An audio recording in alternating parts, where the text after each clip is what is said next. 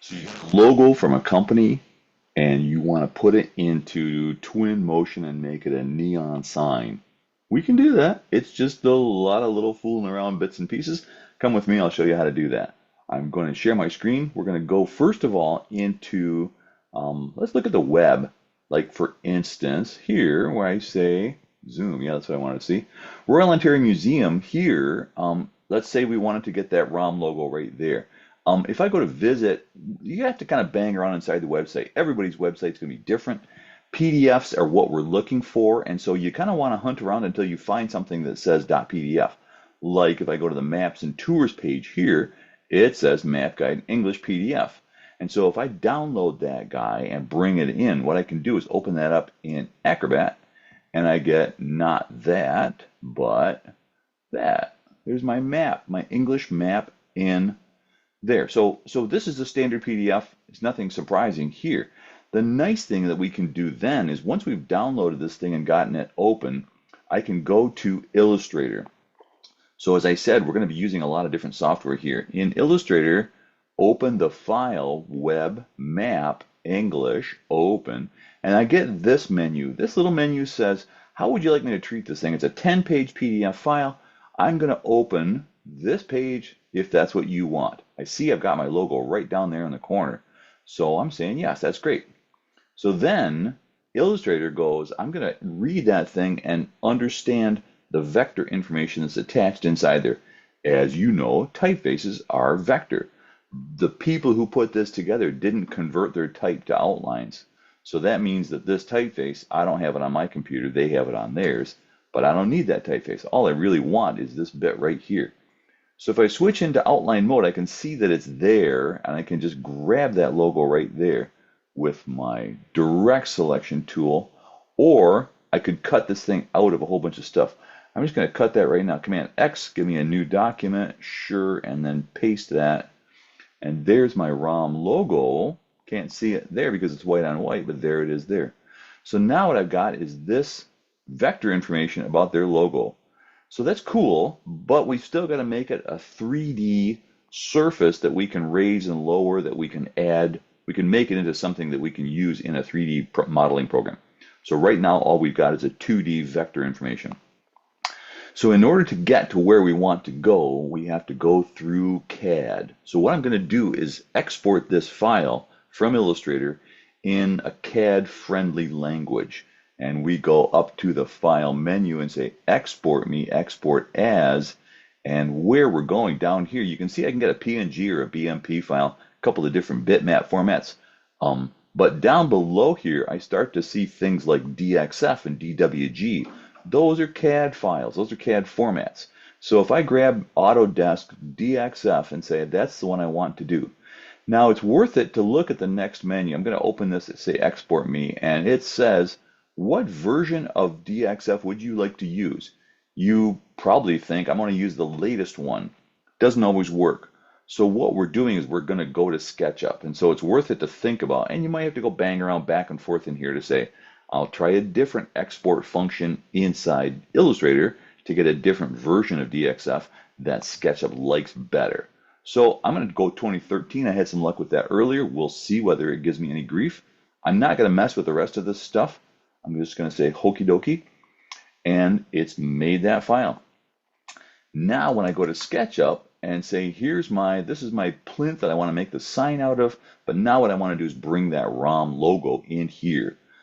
This is still just a little bit of a trick. So I'm going to go to import here, and it says, what would you like to do? I'm in my class here. There's my stuff, and there's my new ROM logo DXF. There's my new format. So what I can do is bring that in, import that file, and it says I'm going to do that, and then it might say I've done this. Here's the entities that I brought in. Here's the little lines. Here's the whatever. Most of this time you don't need to care. You don't need to think about it. And poof, at your axes, at the where your axes meet, that's where it's going to plop that stuff. So there's my new ROM logo in what looks like push-pullable format, except it's not. I can't do anything to that right now because as far as SketchUp is concerned, let me just see if I can show you. First of all, it came in as a component. So as you know, with components, you can't do anything to them until you double click and open them up, and then you could play with them. Now I've got individual pieces there. But you can see I do have individual pieces. Each one of those lines is just a line. They're not connected. So I don't have a surface that I can use. So what we're going to do is grab that component and right click on it and right click on it. And there we go. The lines are the only thing you can grab. There's no surface there to click on. So click on the line and then go back to here and say explode me. I love explosions. Kaboom. And I may have to go explode that one more time here and get all those pieces. Now what I've got is individual pieces. See, I've got those individual lines now. But what we can do is, this is kind of a cool trick. I'm going to grab my rectangle tool and just zoom in here on something where I can see what I'm doing. I'm just going to maybe orbit a little bit better to that spot there and undo that rectangle that I just drew. R for rectangle, and I'm going to come over here and say on my M, I'm just going to drag across the line. And what it does is say, well, if you're going to cross that shape, I'm going to have to make that whole thing a surface. Excellent, that's what I wanted you to do. So I'm going to come over here and do the same thing with my rectangle there for the R. Now you'll notice nothing happened. That's because this still needs to be exploded. Again, explode means more. More explosions, please. Let's see if that did the trick. So I'm going to come back here now and do that, and poof. These counters, as you well know, the name for the hole inside of a letter is a counter, also have to be made into surfaces so that we can edit them.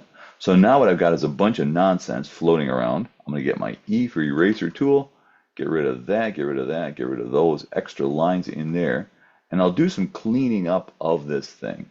So then what I'll end up with is a surface that I can use to push-pull.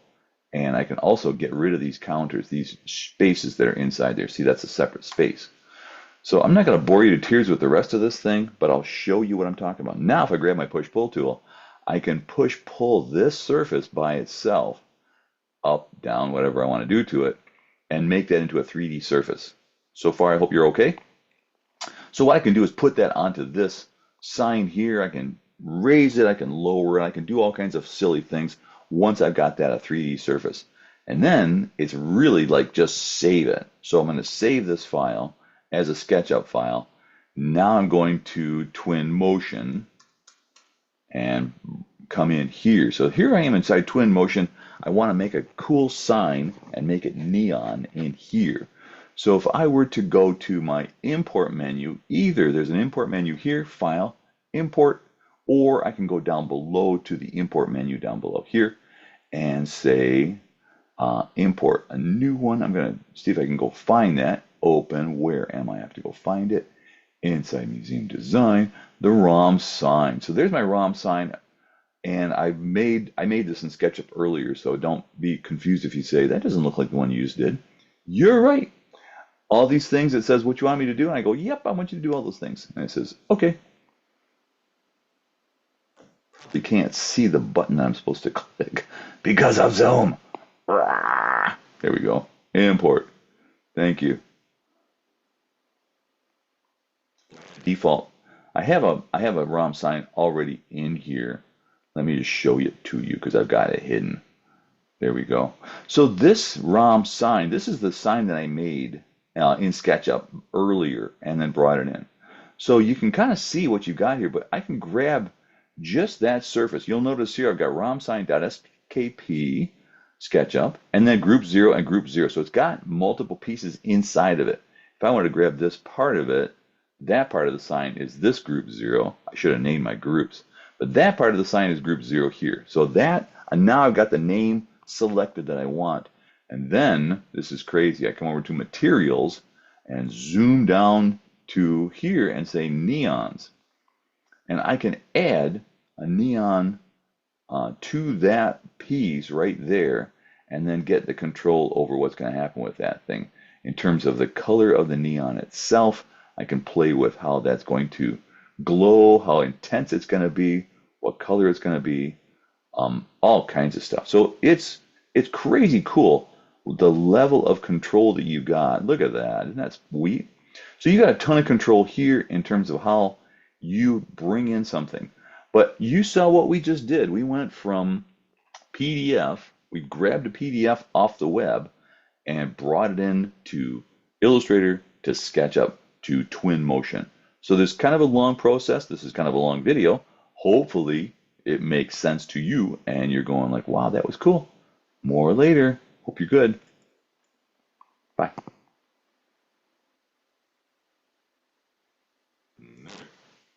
We're good.